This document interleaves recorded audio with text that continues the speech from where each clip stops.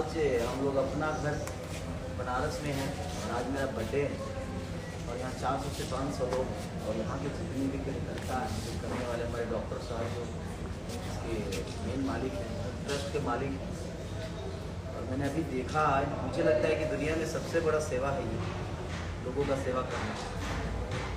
मैं सबसे अपील यही करूँगा, मैं तो अपने बर्थडे पे हमेशा जहाँ भी रहता हूँ, वृद्धाश्रम, अनाथ आश्रम, हर जगह जाते रहता हूँ और उनके साथ रह के मुझे खुशी मिलती है कि भगवान ने मुझे उस लायक तो बनाया है कि मैं 2, 4, 5, 10 लोगों का सेवा कर सकूँ। लेकिन यहाँ आने के बाद असल ज़िंदगी समझ में आई, सेवा का मतलब क्या होता है। हम दुनिया के मनोरंजन कराते हैं बस, बट ये लोग जो सेवा कर रहे हैं, तो मैं सबसे अपील यही करूँगा कि अगर हर आदमी ऐसा सोचे तो ज़िंदगी में कोई अनाथ नहीं होगा। तो ज़रूरी नहीं है सिर्फ आपके परिवार के लिए आपकी ज़िंदगी नहीं बनी है, बल्कि आप अगर अपने आप को किसी और को भी देते हो तो आपका एक हिस्सा होता है ज़िंदगी में और इस समाज में। तो कोशिश हर आदमी को, तो आज मुझे खुशी हो रही है कि मैं कम से कम एक दिन का ही खाना इनको दे पा रहा हूँ और यही मेरे लिए बहुत बड़ी बात है। हम एक बार का कपड़े ही आज दे रहे हैं, लेकिन वही मेरे लिए बड़ी बात है कि बस भगवान मुझे बहुत ऊपर ऐसा ले जाए कि ऐसा वृद्धा आश्रम, अनाथ आश्रम को मैं हर दिन खाना करूँ, खिलाऊँ, हर दिन डोनेट करूँ और जितनी सक्षमता होती है मैं करते रहता हूँ।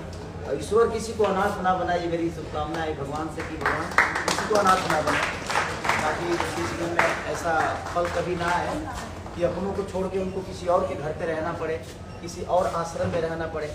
क्योंकि यहाँ जितने भी माँ बाप हैं, मुझे लगता है किसी न किसी का औलाद तो जरूर होगा। तो कोई भी माँ बाप औलाद पैदा इसलिए करता है कि ताकि बुढ़ापे में या हमारा कोई बुरा समय चले तो उस समय औलाद हमें मदद करे। जिस तरह माँ बाप अपने बच्चों को पालने के लिए हर वो कष्ट उठाते हैं, खुद भूखे रह के अपने बच्चों को खिलाते हैं, वैसे भी यहाँ माँ बाप ऐसे हैं। लेकिन मैं सबसे अपील यही करूँगा कि दुनिया में सबसे बड़ा सेवा अगर है तो माँ बाप का है। तो आप लोग अपने माँ बाप से बहुत प्यार करिए ताकि अपने आपके माँ बाप को कहीं आश्रम में ना जाना पड़े। बस यही अपील है। और अभी हम लोग सबको खाना खिलाएंगे और सबके साथ खाएंगे भी और कुछ कपड़े भी हैं क्योंकि लोगों को देना है।